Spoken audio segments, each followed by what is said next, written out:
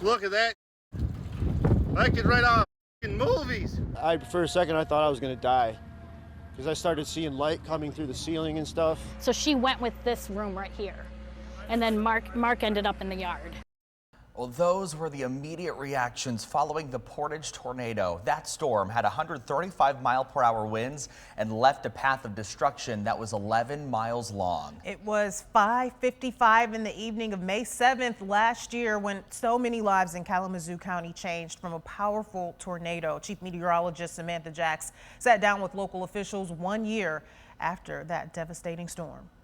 1 year after an EF-2 tornado tore through the heart of the community, leaving behind a trail of destruction and lasting impact.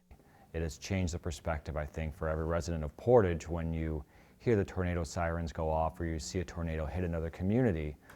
It's certainly become a much more of a reality. In the hours immediately following the storm, members of the community and first responders rushed door to door. And we were very fortunate that we did not have any fatalities. There were certainly some injuries. But we really came out unscathed by way of significant personal harm.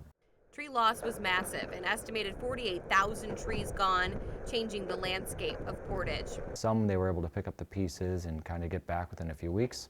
Others are still struggling to put their home or their structure or their business back together. That's after over 600 homes and more than 100 businesses were damaged.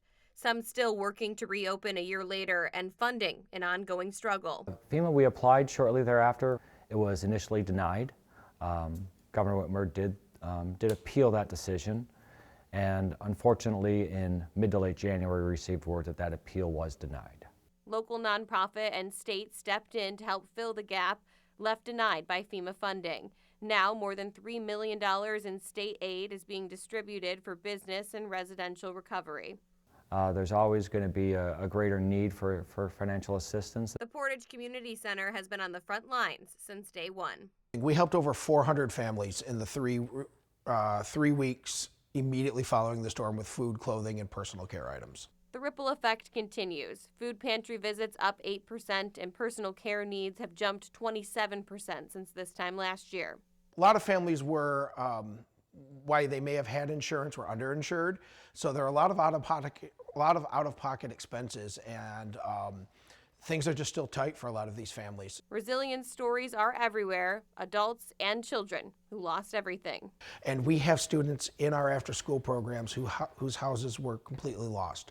And dealing with trauma resilience, helping these kids deal with the trauma that they've experienced.